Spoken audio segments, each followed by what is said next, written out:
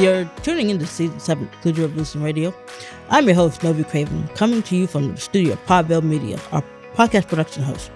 Today, we're joined by Kevin Martinez and Gerald Mballe. As the vice president of ESPN Corporate Citizenship, Kevin has been driving the force behind ESPN's powerful partnership with Special Olympics for over a decade. This relationship had begun in 2013 and has grown into one of the most impactful collaborations in the history of the movement. Under Kevin's leadership, ESPN has provided critical grant support, grown unified sports, and brought the stories of Special Olympics athletes to millions around the world through groundbreaking broadcasts of the World Games, USA Games, and beyond. Kevin's commitment is also personal. He spent time with the unified floorball teams in Turin and was part of the unforgettable moment at the World Games. He also helped athletes step into the broadcast booth, shining a spotlight on their voice and talent.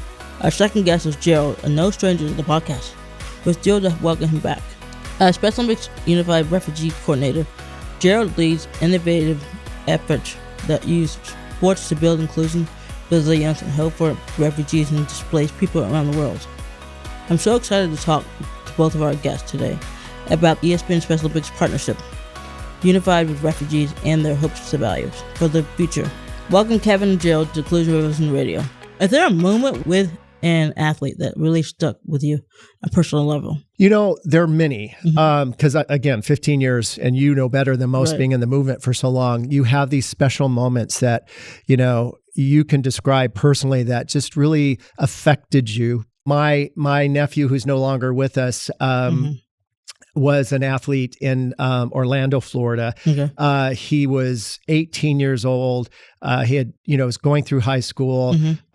He was on the spectrum, high functioning, but he didn't have a place to play. He didn't have a team, and he didn't have these friendships that he had.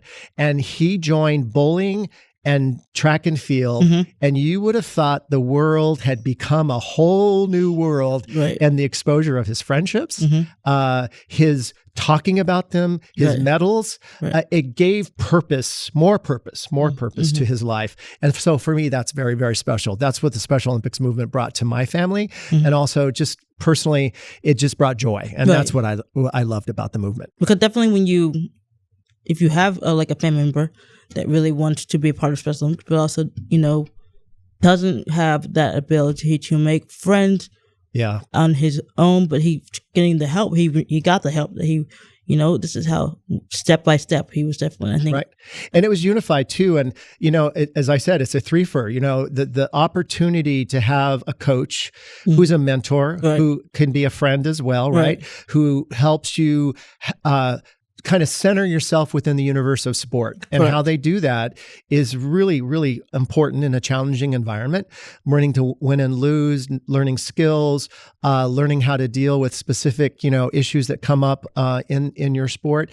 But your teammate is to have that collective wisdom to be part of something bigger than yourself. Is so amazing. There's a great moment in having that connective tissue all come together. In 2015, ESPN delivered the first major global broadcast at the World Games in Los Angeles and have continued since then.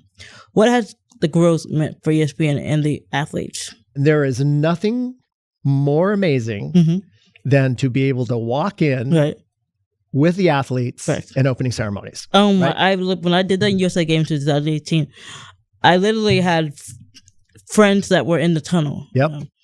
One of the people that was in the stands saw me, and they had they had a poster. They had a poster of me. Oh, really? And they said, "Could you sign it?" I said, "Oh my gosh!" So definitely, it was good for that interaction. But also coming out of the tunnel was amazing because the 1,000 people, and I think I was on. They got a glimpse of me dancing. I could dance a little. I'm a big dancer. Definitely, it was amazing. We need to have a dance off because I will challenge you to a dance off. Noted. Right after this. Right after this, definitely. What has given athletes a voice on air been such a priority?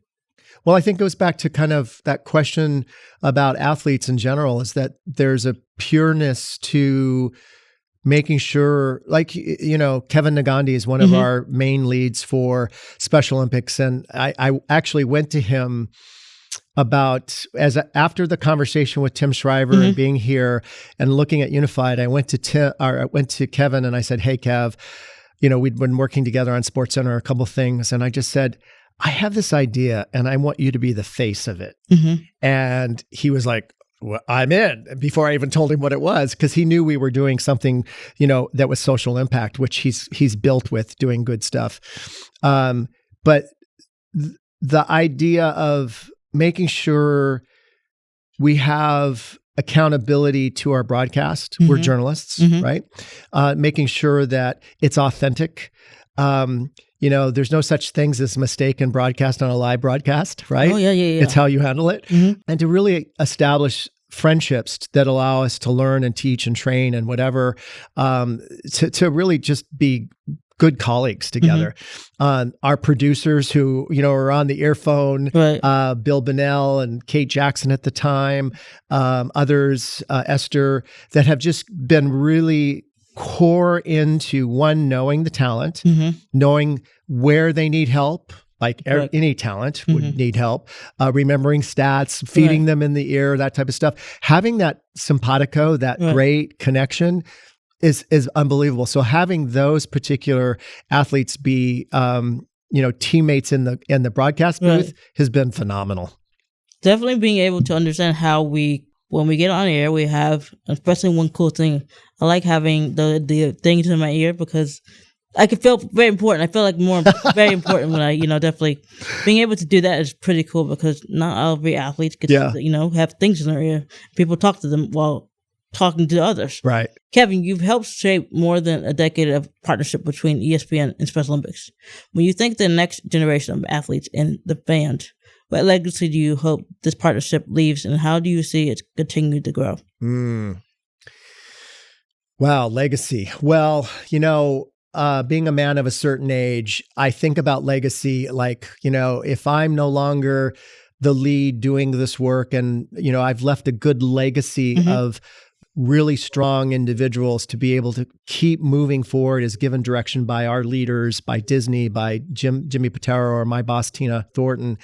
That's a legacy. So what's important to me now is to build a strong team that can handle the changes that happen in our environment, that understand that the one constant is change, that it can be empowering. Right. I always tell everybody the universe always wins. Thank you. So no matter what happens is going to happen. So how can we find the win and the solution in it? So change is going to be part of that opportunity for innovation and looking for new things. But the legacy, I think, also for Unified Sports is to look at, where access points are. The pandemic, talking to Mary last night, we lost access to 2 million athletes worldwide.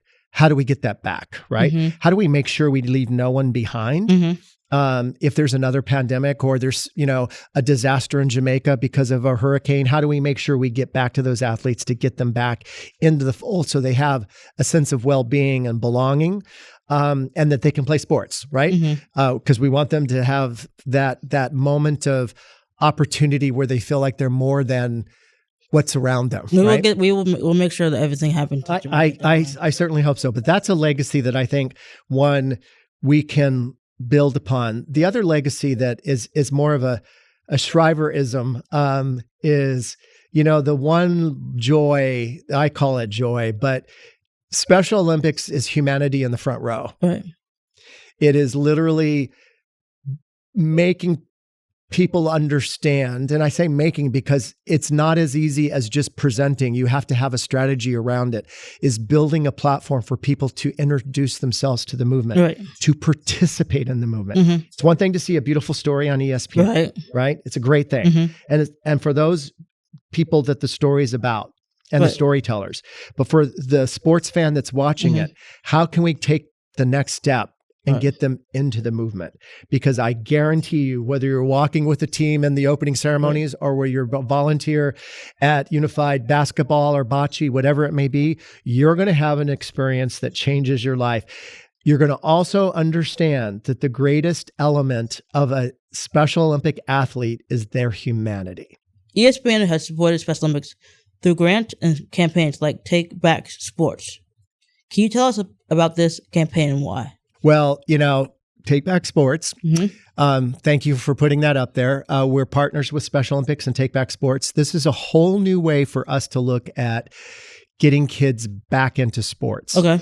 I don't know if you know this, but 38% of kids, of all the kids out there, only 38% of kids are playing sports now. What? Yeah, only 38%. And we need to get growing. We'll grow it. That's what we're hoping, and everywhere, right? Mm-hmm. But that's a big problem for ESPN, right? If you're not playing sports, you're probably not as strong as a sports fan.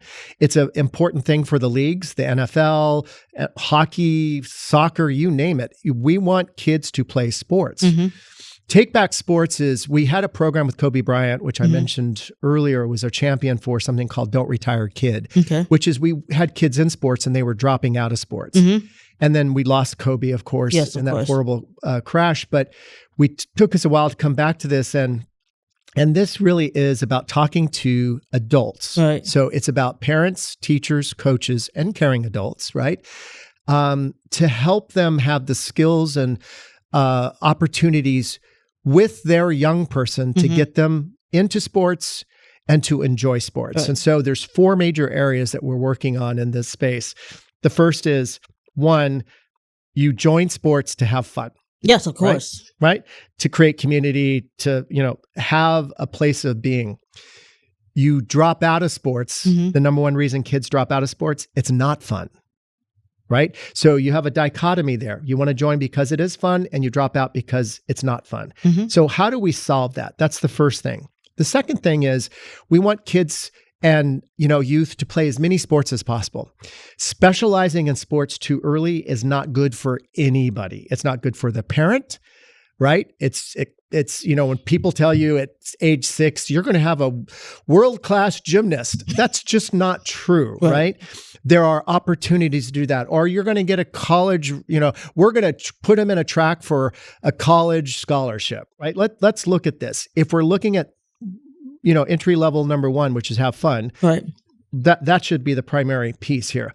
From fun, you will get joy and you will get multi-sport. Having that. The other piece of specialization is specialization, like in things in baseball and gymnastics, they're high injury.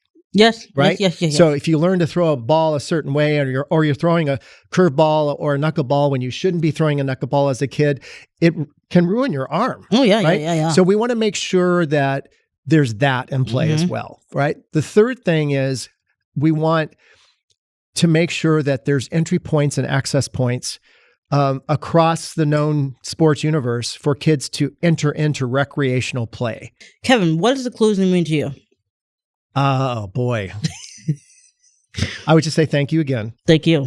This is phenomenal. Thank you for your leadership here. Absolutely. Thank you for guiding me during a podcast. I don't get to do many of them. So absolutely. You've helped me out in this space. I would say that, ESPN is proud to be part of the Special Olympics movement. We're proud to learn. We're proud to have the stakeholders, the thought leaders like yourself, like our talent that's in the booth to help us learn more, to get it right. You don't get everything right, but having a good servant leader and champion to help us get it right is important. I think the future, we're excited about Minneapolis and the national games, the USA games, which we'll broadcast. We've been able to put the last broadcast, I think was in Turin, got it on Disney Plus, sweet, which was a huge get for us. Disney again, this ability to bring people together to talk about humanity in a time where everybody needs a little more humanity. Correct. However they see it, access for everybody. We want everyone to be in this space, whether you're in Topeka, Kansas, or Seattle, Washington, or Bristol, Connecticut. We want people to understand the movement, but we want them to understand that sports is the great equalizer, and no one does that better than Special Olympics. Thank you for all you do. Oh my God, you're going to make me cry. I don't usually, I'm not a crier, but it's been truly, I literally could talk, we could talk for hours, so definitely. Yes. But also having ESPN is truly amazing, because then within the partnership, we also can grow more and more things with you guys, and it's definitely going to be solid, and it's going to be smooth. and things are definitely going to turn out the way that we both innovative, yes, right? Innovative. And opportunistic, Yes. looking for things that we need to do, can do, should be doing. Yes, should be doing. Want to do. Definitely. It's been, I cannot thank you for your time, and hopefully you have safe travels back home. Definitely. But definitely be amazing. Pleasure is mine. Thank you so much. Appreciate it. Great to be here.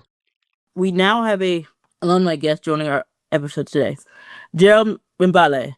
As the Special Olympics Unified Refugee Coordinator, Gerald leads innovative efforts that use sports to build a inclusion, resilience, and hope for refugees and displaced people around the world.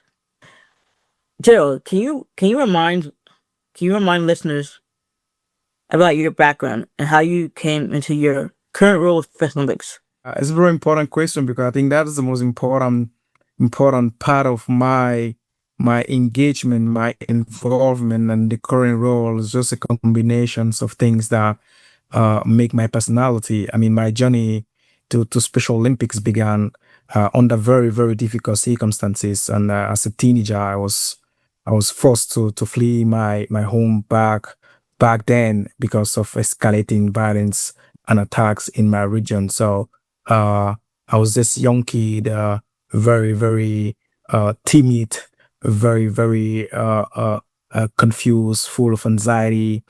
This young kid, just like the millions of people around the world, crossing the Sahara Desert in very dangerous conditions, those you could never imagine in the company of very dangerous armed men.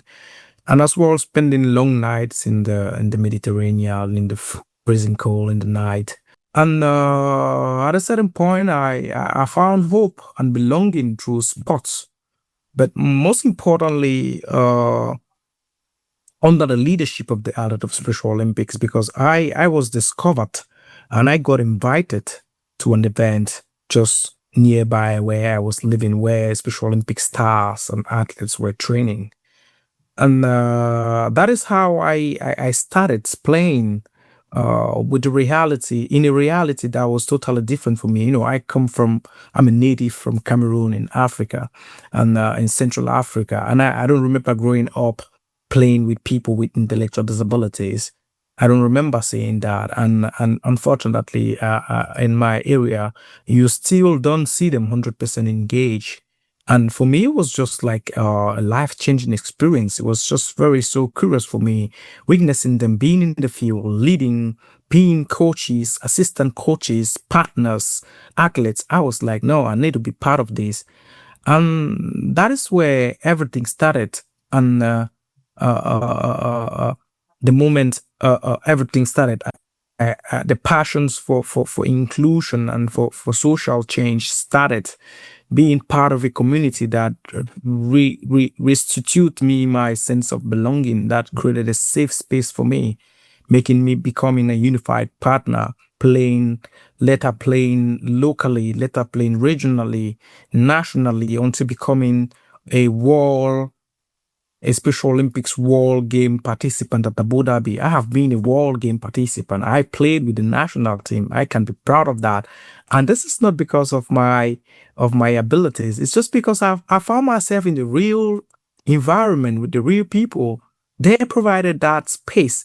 And sometimes when the opportunity is given, that is where you thrive. I mean, and those experiences really shaped my commitment into creating opportunities and ultimately being the lead of the program that I currently coordinate at Special Olympics, where I work every day with passion to make inclusion a reality for people that need it the most, for people most at the margin, people with intellectual disabilities, people with migration background.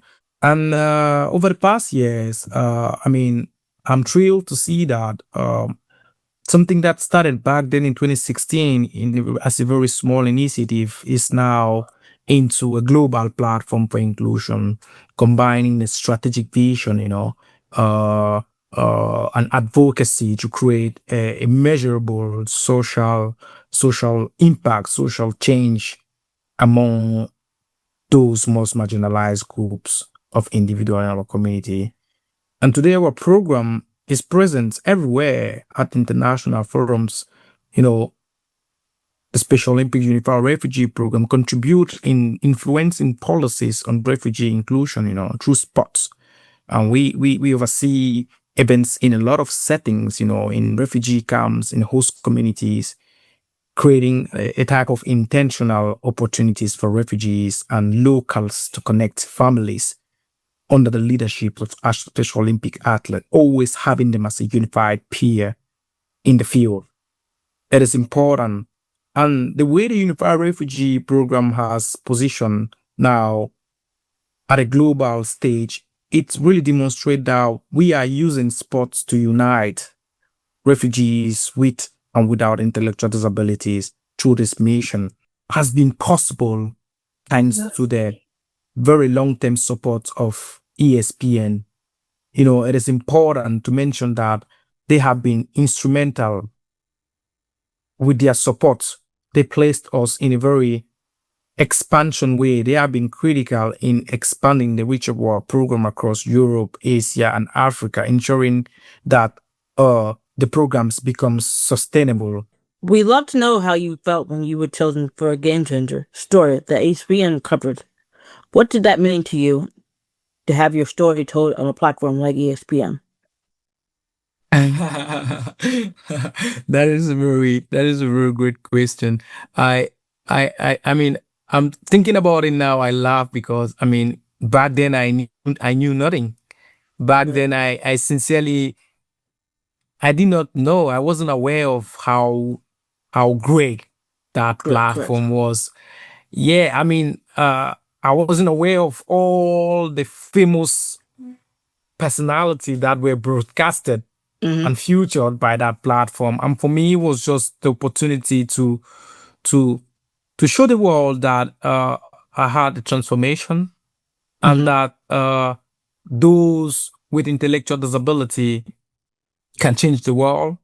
They changed my life, and being featured in that game changer initiative back then, for me was a way to tell the world my story and to tell the world what happened to me and how I found myself, how I found a purpose in a country or in a continent that don't always welcome my presence.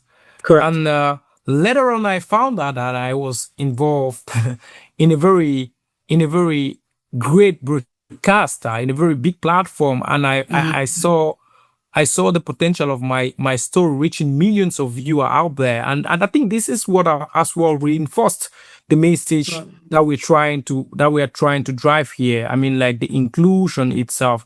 A story like mine and story like millions of other people broadcasted by one of the most powerful broadcasts that could ever exist in the sport industry means being featured on a platform where NBA stars are featured, where the most comic Kevin Hart is featured, where Shaq O'Neal is featured. It's great to they realize that it is the same broadcaster, it is the same platform, it is ESPN. Kevin and Gerald, thank you so much for joining us today, and for the incredible leadership you've shown in bringing the stories of Special Olympics athletes to the world. ESPN's support has truly helped transform the movement, and we cannot wait to see what comes next. If you enjoyed today's conversation, be sure to subscribe to Inclusion Revolution Radio and follow us on Instagram, Facebook, and LinkedIn at Special Olympics. We will see you next time for more incredible stories that celebrate community empowerment and inclusion.